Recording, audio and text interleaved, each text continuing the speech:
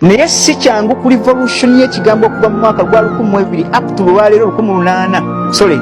2022 gy'emyaka 822 ng'osanga institution gwakannalwanda obunnalwanda akamu kagashumba oveeyo otandika okwasamirira ku bigambo bya Buganda, bigambo bya Baganda, simanyi eggwanga mwali wamba wavuddemu sentiment ga nti tulya bukadde 11 obusalira bw'eggwanga lino nga ffe abannalwanda naye nga nti Gashumba saagala osisemenga bw'olya nga mwerabidde butya bwe baabakoka. Kaakati bwe tumala endagaano ezo njagala kukuzaayo otegeere Gashumba mu bugwagwa bwo nti eggwanga Uganda balizimba liri nsoose kukulaga Buganda mu sovereign state ne capacity yaayo. Omuzungu bwe yali akuŋŋaanye kye tuyita abasigalidde ba aborigines still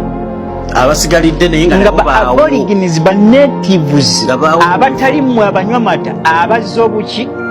ate soogera ku banywa mata bannankole abo ba native njogera ku banywa mata mmwe abatuusa bajja batambula nga muwunyera buwunyeezi. Kakati eno y'enzimba y'eggwanga Uganda. Omuzungu bw'amala okutunulira endagaano zaffe eza Buganda nga zaali nywevu era nga atwese state emaze okwezimba yateekawo state eno kubanga ajjukira okuva mu mwaka 1862 speaking eggwa nti bali bamaze okutuuka wano. Endagaano ya Buganda emberebere yakola mu mwaka 1894 waliwo emyaka 3 mu emeka okukola endagaano ya Buganda ng'amaze okutwetegereza ne states ziri ezisigalidde amaze ozeetegereza entegeera yaazo. Nkulayira bunya lya Katonda gwe Gashumba teri state yonna mu Africa entire Africa yali esinga kye tuyita essence mu ggwanga Buganda teriiwo. Ekyokubiri mu butegeevu obwa democracy saagala ozanye ku kigambo democracy Buganda gwerina n'obutegeevu bwaffe obyejjagalireyo gambe nti tetutegeera nti kubanga Museveni azze emyaka 30 eyomboga temulimu makulu etuludde buttuluzi. Kaakati njagala okukutegeeza eggwanga lino omuzungu amalutwala emyaka 32 egyo atuuka ate ye kennyini n'alaba nti eggwanga lina sigala lyokka n'asaba Kabaka yawandiika bbaluwa n'aga nti nja kusaba omutala guno kwe twatuuka ne jjajja yange Kapeeko yatuukira tukkirize ekibuga kino Kampala ompa omwaganya nsobole okuŋŋanyiza ku bannayuganda abasigalidde kuba endagaano zetukoze nabo okusobola okubazimba nga wetuzimba eggwanga Buganda. Emyaka 99 giwasomesa egyo omuzungu era yagamba bwe giggwangako ekibuga kye kiddire Buganda. Kaakati yatandika n'ettoolo mwaka gw'olwenda olwereere ne bakola akalagaano kaabwe n'ettoolo ne tuddako ankole 91 akalagaane kaabwe na muzungu babagatta ku Buganda si kutugatta bagatta ku kibuga Kampala bannayuganda kubanga yali asabye nti kigambo bbu kisigaleyo n'ekigambo wu mbomu spellinga yaabwe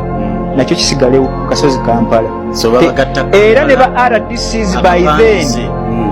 baali tebalina kuba nti gavana yalina RDC ng'agenda Mmengo owaapi bamugaanirawo nga lumujja nomugaa nti obuyinza obwo tobulina obugenda okuketta Mmengo saagala oyite mu lukujjukujju lugenda kuketta Buganda badisitulikiti okuteekayo bayita ba RDCs. Kaakati bwe tuva kweyo tujja ne Eastern mwaka 1903 Eastern bwe mala okujja twaddako 1910 Kigezi ey'Abakiga evamba Besigye n'Abahororo abasigalidde ne tuddako kye twagamba nti Lang'onakyoli ne bajja 1912 West Nile ne Madi nejja mu mwaka 1914 ne tuzizaako kye tuyita Karamoja ajja mu mwaka 1926 basembeyo Bunyoro for the martial law olw'okukwayana kw'entalo ezaaliwo mu kwagala kw'okuwaŋŋangusa Mwanga ne Kabaka waabwe West Nile ne Madi bo bajja ddi 1914 kaakati Karamoja ejja mu mwaka 1926 ne tusembeyo kye tuyita Bunyoro Kitala Kingdom eyo maama nakazadde mu Bwakabaka bwamuno kubanga terinawo omusaayi gutali mu Bunyoro. Kaakati ye mu kusembayo kwayo issue eri baali bakyali mu mbojjanyi zaabwe Kaabaleega n'okukwata kwa Mwanga naga nti tugenda kwegatta ku bikyo byemwogera nga bakabaka baffe mwabatwala.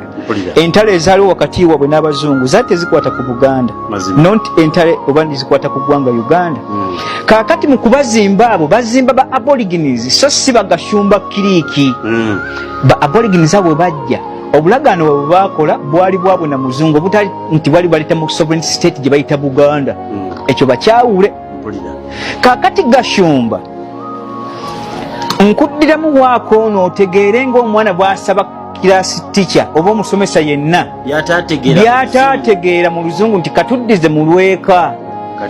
kati ndi mukuddira mu lweka otegeere mu bugwagwa bwo ove mu byokuba mwana omuto kutegeera lwaki emyaka 48 gyoyogerako oli mputte wagamba osoma ebitabo biyitirivu oba osoma bitabo kikaaki ebyo byesitegeera abirina mu office oba mawulire nga bijjudde kabada ne kabada ebyo vu